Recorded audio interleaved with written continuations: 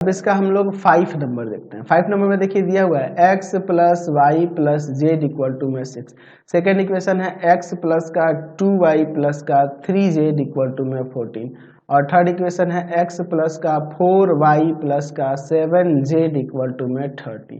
तो हम लोग यहाँ पर क्या कर लेते हैं, तो यहाँ पर ले लेते हैं सबसे पहले a को। तो a क्या हो जाएगा, यहाँ पर एक स्क्वायर मैट्रिक्स होगा x y z के कोफिशिएंट वाला।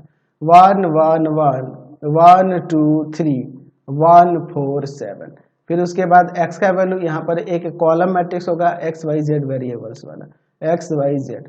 और यहाँ पर b का क्या हो जाएगा, तो ये जो कॉन्स्टेंट दिए हुए हैं उनको एक कॉलम मैट्रिक्स में लिख देंगे 6 14 30। अब इसके बाद आगे हम लोग देखते हैं। सबसे पहले a का डिटर्मिनेंट वैल्यू निकाल के देखते हैं। R1 के अकॉर्डिंग 1 लेते हैं, ये रहो ये कॉलम हटाएंगे, इन चारों का डिटर्मिनेंट वैल्यू 2 3 4 7 माइनस 1 यहाँ पर क्या हो जाएगा। अब इसके बाद ये रहो ये कॉलम लेंगे, इन चारों का डिटर्मिनेंट वैल्यू 1 3 1 7। फिर प्लस का 1 यहाँ पर देखिए, ये रहो ये कॉलम हटाएंगे, इन चारों का डिटर्मिनेंट वैल्यू 1 2 1 4। तो क्या हो जाएगा 1 इंटू में 14 माइनस का 12, फिर माइनस 1 इंटू में 7 माइनस का 3, और फिर प्लस 1 इंटू में हो जाएगा 4 माइनस का 2। तो यहाँ 1 इंटू में 2 प्लस सॉरी माइनस 1 इंटू में 4 और फिर प्लस 1 इंटू में 2। तो यहाँ पे हो जाएगा 2 माइनस 4 प्लस 2 जीरो आ गया। तो जब ए का वैल्यू ए का डिटर्मिनेंट वैल्यू जीरो हो गया तो अब क्या करना होगा, एडजॉइंट ऑफ ए निकालेंगे ना जी। चलिए तो इसके हर एक एलिमेंट का कोफैक्टर निकालते हैं। C11 ये पॉजिटिव होगा, ये रहो ये कॉलम हटेंगे, इन चारों का डिटर्मिनेंट बोलो तो 14 माइनस का 12 2 आ जाएगा। C12 निगेटिव होता है, ये रहो ये कॉलम हटेंगे, इन चारों का डिटर्मिनेंट बोलो तो 7 माइनस 3 माइनस 4 आ जाएगा। C13 पॉजिटिव होता है, ये रहो ये कॉलम हटाएंगे, इन चारों का डिटर्मिनेंट बोलो तो 4 माइनस का 2 2 हो जाएगा। C21 ये आपका निगेटिव होता है, ये रहो ये कॉलम हटाएंगे, इन चारों का डिटर्मिनेंट बोलो तो 7 माइनस का 4 यानी माइनस का 3 आ जाएगा। C22 ये पॉजिटिव होता है, ये रहो ये कॉलम हटाएंगे, कॉर्नर वाले एलिमेंट का डिटर्मिनेंट तो 7 माइनस का 1 6 हो जाएगा। C23 निगेटिव होता है, ये रहो ये कॉलम हटाएंगे, इन चारों का डिटर्मिनेंट बोलो यानी कि 4 माइनस 1 यानी माइनस का 3 आ जाएगा। फिर उसके बाद C31 पॉजिटिव होता है, ये रहो ये कॉलम हटाएंगे, इन चारों का डिटर्मिनेंट वैल्यू तो 3 माइनस का 2 1 हो जाएगा। C32 ये आपका निगेटिव होता है, ये रहो ये कॉलम हटाएंगे, इन चारों का डिटर्मिनेंट वैल्यू तो 3 माइनस का 1 ये माइनस का 2 आ जाएगा। ठीक है, अब इसके बाद देखते हैं C33 ये पॉजिटिव होता है, ये रहो ये कॉलम हटाएंगे, इनका डिटर्मिनेंट वैल्यू तो 2 माइनस का 1 हो जाएगा। ठीक है, अब इसके बाद देखिए क्या करते हैं, हम लिखेंगे adjoint of A equal to में इन सभी को फैक्टर्स को सजा लीजिए और फिर उसका ट्रांसपोज निकाल लेते हैं। 2 माइनस का 4 2 माइनस 3 6 माइनस 3 1 माइनस का 2 1। इसका ट्रांसपोज निकालेंगे तो हो जाएगा 2 माइनस 4 2 फिर माइनस 3 6 माइनस 3 1 माइनस का 2 1 1 माइनस का 2 1। चलिए अब इसके बाद देखते हैं क्या होता है। अब लिखते हैं एडजॉइंट ऑफ ए इंटू में बी। तो एडजॉइंट ऑफ ए ये रहा 2 माइनस 3 1 माइनस 4 6 माइनस का 2 2 माइनस 3 1 और इंटू में बी का वैल्यू, तो बी का वैल्यू हम लोग ऊपर एक कॉलम मैट्रिक्स लिखे हुए हैं 6 14 30 6 14 30 6 14 30। अच्छा, तो इन दोनों में हम लोग मल्टीप्लाई करते हैं। तो देखिए फर्स्ट रो में फर्स्ट कॉलम से करेंगे तो यहाँ पे होगा 12 माइनस का कितना हो जाएगा 42 और प्लस का 30। सेकेंड रो में फर्स्ट कॉलम से करेंगे तो माइनस का 24, ठीक है माइनस का 24 और प्लस का क्या हो जाएगा, तो यहाँ पे आ जाएगा 84, ठीक है, और फिर माइनस का 60।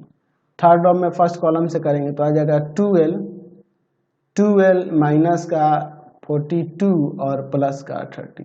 तो देखिए इसके हर एक एलिमेंट 0 0 0 हो जा रहा है। तो ये जो एक आ गया, एक जीरो मैट्रिक्स आ गया, तो हम लोग देख रहे हैं कि ए का डिटर्मिनेंट वैल्यू 0 है and adjoint of A into B भी adjoint of A into B एक जीरो मैट्रिक्स हो रहा है। तो यहाँ पे लिख सकते हैं ना कि the given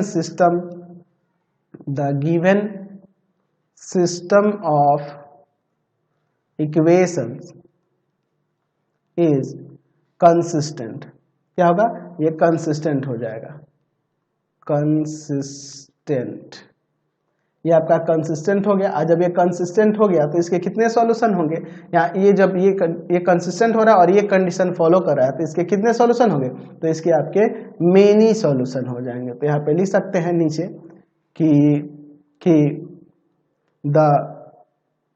the system of equations, तो कौन सा सिस्टम था, तो ax plus x equal to B के ना फॉर्म में था, हैज इन्फिनिटली मेनी सॉल्यूशन। तो इसके जब मेनी सॉल्यूशन होंगे तब हम लोग क्या करते हैं, पुट z इक्वल टू के इन फर्स्ट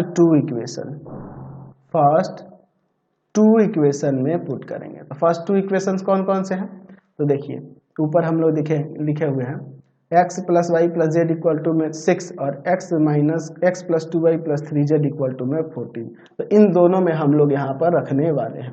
तो चलिए रखते हैं नीचे। तो रखेंगे तो देखिए क्या हो जाएगा, देखिए यहाँ नीचे हम लोग रखते हैं तो क्या हो जाएगा, x plus y plus z equal to में था आपका k, तो यहाँ पे z इक्वल टू में था आपके पास 6, तो x plus y plus z की जगह पे k इक्वल टू में 6, यानी आ जाएगा x plus y equal to में 6 माइनस का k। अच्छा सेकंड वाले में रखेंगे तो सेकंड वाला था x प्लस का 2y और प्लस का 3z, तो 3k हो जाएगा और इक्वल टू में 14, यानी आ जाएगा x प्लस का 2y इक्वल टू में 14 माइनस का 3k, 14 माइनस का 3k, इन्हीं दोनों में रखना था। अब इसके बाद देखिए नाउ, अब हम लोग क्या करते हैं, लेट a इक्वल टू में क्या ले लेंगे, तो यहाँ पर ये जो एक्स वाई के कोफिशिएंट है उनके वाला एक स्क्वायर मैट्रिक्स 1 1 1 2। अच्छा x का वैल्यू क्या ले लेंगे, तो यहाँ पे जो वेरिएबल्स है उनको एक कॉलम मैट्रिक्स में, और b का वैल्यू क्या हो जाएगा, ये जो कांस्टेंट दिए हुए हैं 6 माइनस का k और 14 माइनस का 3k, यही ना है जी। चलिए अब इसके बाद हम लोग देखते हैं, सबसे पहले a का डिटर्मिनेंट वैल्यू लेते हैं, तो 2 माइनस 1 जो कि 1 होगा, जो कि 0 के इक्वल नहीं है, तो कोई दिक्कत नहीं है, ये कंसिस्टेंट होगा। और इसके अब यहाँ पे इस तरह का जो सिस्टम है इसके यूनिक सॉल्यूशन होगा। चलिए इसको फाइंड करते हैं। अब हम लोग C11 की बात करते हैं, तो ये रहो, ये कॉलम हटाएंगे 2 आ जाएगा, को फैक्टर निकाल रहे हैं, C12 नेगेटिव होता है -1, C21 -1 और C22 ये 1 आ जाएगा। तो अब हम लोग लिख सकते हैं adjoint of A equal to में इन सभी को फैक्टर को सजाकर इनका ट्रांसपोज 2 -1 1 का ट्रांसपोज, यानी आ जाएगा 2 -1 1 1। ठीक है, अब इसके बाद हम लोग देखते हैं, तो a का इनवर्स क्या हो जाएगा, तो 1 by determinant of a into में एडजॉइंट ऑफ a, तो 1 बाई 1 और इंटू में एडजॉइंट ऑफ a ये रहा 2 -1 -1 1, यानी आ जाएगा यही 2 -1 -1 1। चलिए अब इसके बाद हम लोग आगे देखते हैं। हम लोग जानते हैं कि x इक्वल टू में होता है a इनवर्स b, x का वैल्यू, तो वो जो वेरिएबल्स दिए हुए हैं x y वाला एक कॉलम मैट्रिक्स, a का इनवर्स ये रहा 2 -1 -1 1, और b का वैल्यू यहाँ पर ऊपर हमने यहाँ पे लिखा हुआ है एक कॉलम मैट्रिक्स 6 माइनस का k 14 माइनस का 3k, 6 माइनस का k 14 माइनस का 3k।